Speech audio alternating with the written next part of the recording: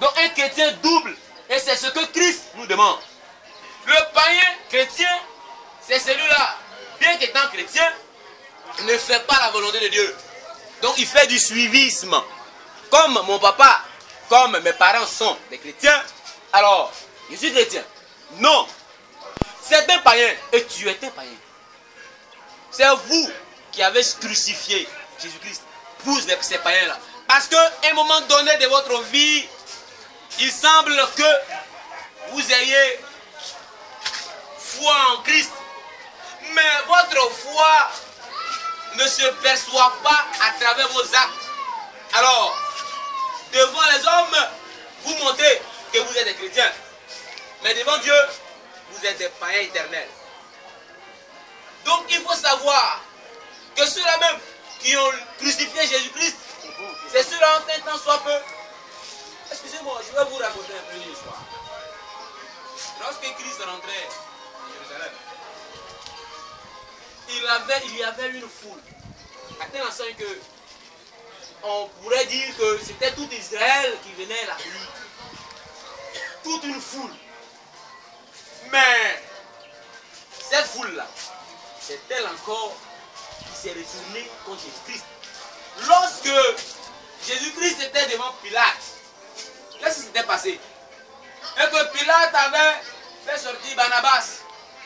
La foule, elle, a choisi Barnabas. C'est cette même foule-là qui était à l'entrée. Louait, disait, gloire soit rendue au Fils de l'homme, oui, le roi des Juifs. C'est lui, c'est cette foule-là. Mais pourquoi est-ce que cette foule-là encore réclame Barnabas et accepte la crucifixion de Jésus-Christ? Aujourd'hui, si nous recevons des voleurs sur nous, ne nous étonnons pas parce que ça a été notre choix. Barnabas, c'est un voleur, c'est un pilleur. On a décidé de libérer Barnabas et de faire crucifier Jésus-Christ. Alors, ne soyons pas comme ces chrétiens païens, entre guillemets, mais soyons des chrétiens doubles. Des chrétiens qui, après avoir accepté Jésus-Christ, se sont laissés affranchir. Et c'est dans cela que nous serons réellement des véritables chrétiens. Alors, la mort de Jésus-Christ aura un bienfait dans notre vie. Car sa résurrection a été pour tous ceux-là même qui sont des chrétiens doubles. Elle dit ces chrétiens qui sont laissés affranchir par l'Esprit de Dieu. Cette mort-là leur a été un gain.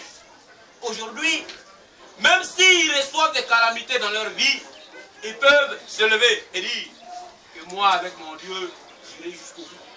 Car je sais en qui. Donc, Jésus est mort.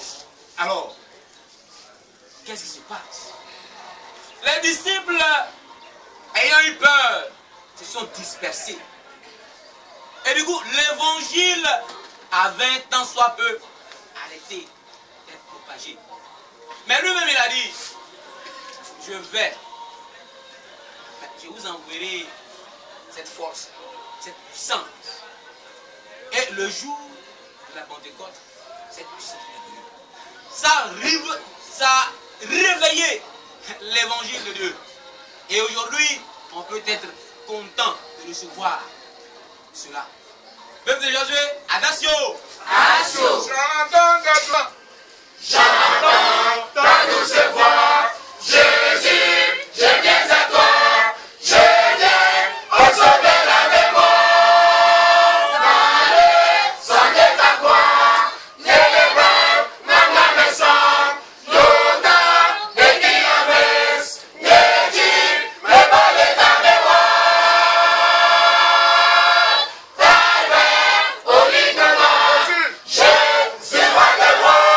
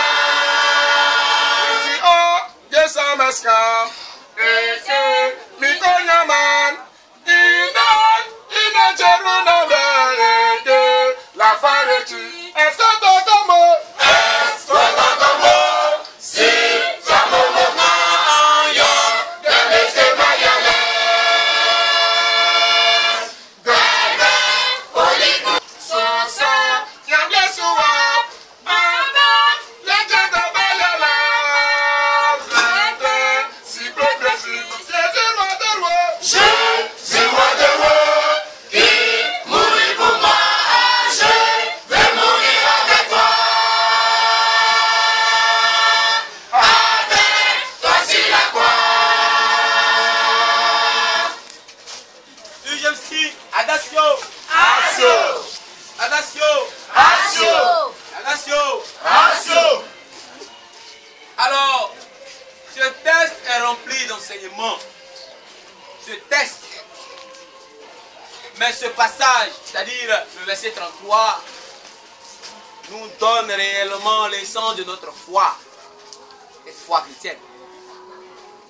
Je parle de païens, mais je parle aussi de chrétiens, de petit Christ, qui une fois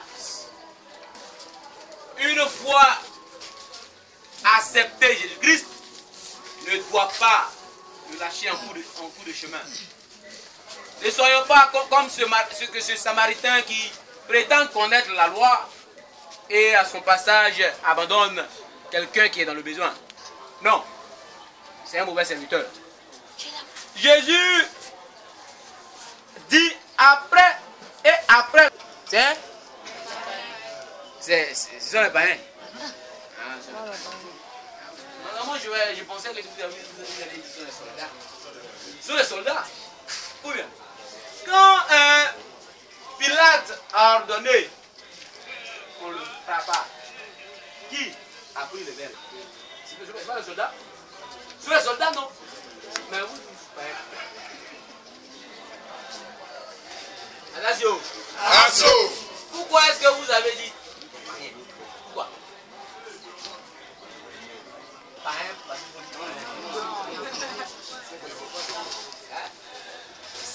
tu sors les païens. Donc aujourd'hui, si tu es païen, tu t'appelles Jésus. Parce que païen là, il n'y a pas deux façons d'écrire païen. Et il n'y a pas deux façons d'être païen. Il y a païen avant, il y a païen maintenant. Païen, mais païen. Alors, il faut réellement nous revoir pour le messianique. Car Dieu nous a fait un don gratuit.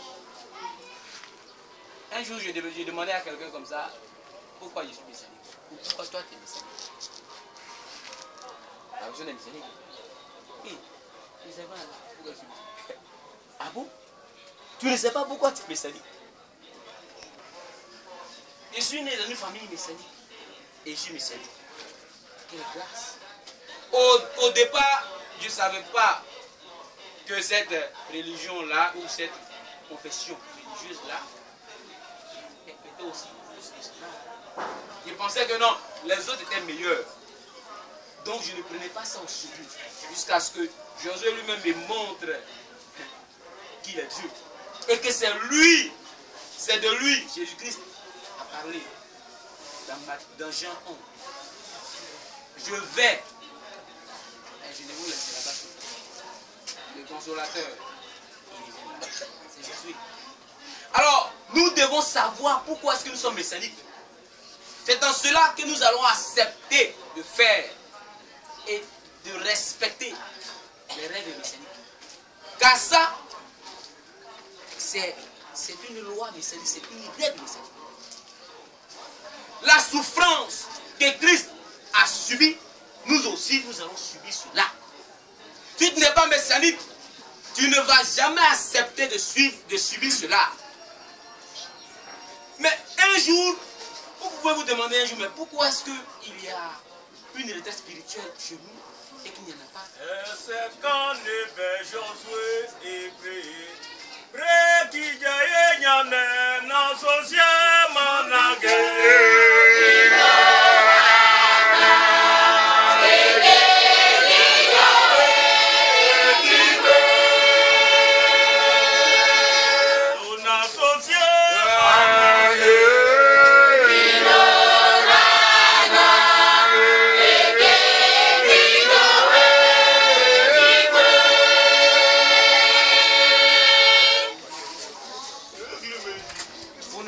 long, je pense que ce message a été bien perçu. Alors, tout ce que je vous demande, c'est des chrétiens doux, chrétiens acceptant Christ et chrétiens sur le sang, affranchis par l'Esprit de Dieu. Ne soyons pas des chrétiens païens. Non, il n'y a pas de salut en cela. Il n'y a pas de salut en chrétien païen. Ces serviteurs qui on veut Jésus-Christ. Ils lui ont reverti lorsqu'il était nu. Ils lui ont donné à boire lorsqu'il avait soif. Si vous le permettez, je vais vous conter une histoire vraie. Dans une église en Europe, on devait changer le pasteur principal parce que l'autre avait fait sa mission. Alors, le nouveau pasteur qui devait venir ce dimanche-là, je ne sais pas si c'est l'Esprit de Dieu qui lui a dit de faire ça, mais il s'est déguisé en diable. Et puisqu'il est nouveau, on ne le connaît pas, donc il est parti juste à l'entrée de l'église, là. L'église, il allait pastorer. Et les gens venaient et ils faisaient semblant de voir comment expliquait l'église à laquelle il allait faire son job.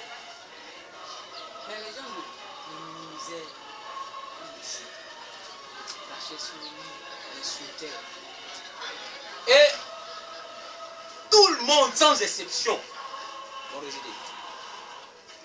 Il est entré dans l'église lorsque tout le monde était entré. Il est allé s'asseoir. Bon.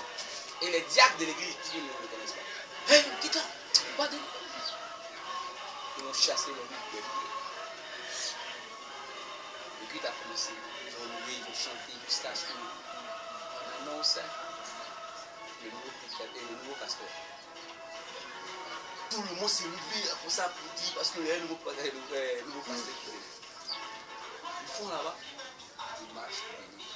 Tous ceux qui applaudissaient là, ils ont arrêté la musique. Et on regarde le mendiant. Et tous. D'abord, au premier instant, ils ne savaient pas que c'était le pasteur. On dit c'est le pasteur là. Et tous sont assis. Parce qu'ils savent que ils ont rejeté sans le voir ce pasteur. Ils ont montré qu'ils viennent à l'église pour abonder l'église. Ils viennent s'asseoir seulement. Mais ce que Dieu veut là, ce n'est pas de l'église. Le pasteur a pris le micro. Il a lu Matthieu 21. Matthieu 21, c'est le bon serviteur. Jésus-Christ est assis. Il y a un peuple à sa gauche, à sa droite, à sa gauche. Et de vous, ou à ma droite, venez, êtes digne d'entrer dans le royaume, car tu as faim et manger, boire, etc. Et ils ont demandé, mais Seigneur, quand est-ce que tu as faim? Jésus a mis par votre Dieu. Il a dit, comment vous avez fait cela, tous les enfants? Alors, quand on a fini de réciter cela, il a mis fin. C'est comme ça l'église est. Une église de projet. Je ne veux pas qu'à l'exemple de cette église, notre GMC, cette église de Port-le-Bruit soit. Nous voulons réellement, nous devons affirmer notre foi en Christ, notre foi en Jésus. Et devant toutes les épreuves, sortir là et brandir que nous sommes réellement dignes de l'appeler chrétien. Denis, je t'aime, chrétien, chrétien, acceptons Jésus-Christ. Les chrétiens se laissent affranchir par l'Esprit de Dieu. UGMC, Dieu fait grâce à qui il veut cantique. Dieu fait grâce à qui il veut. Dieu chante.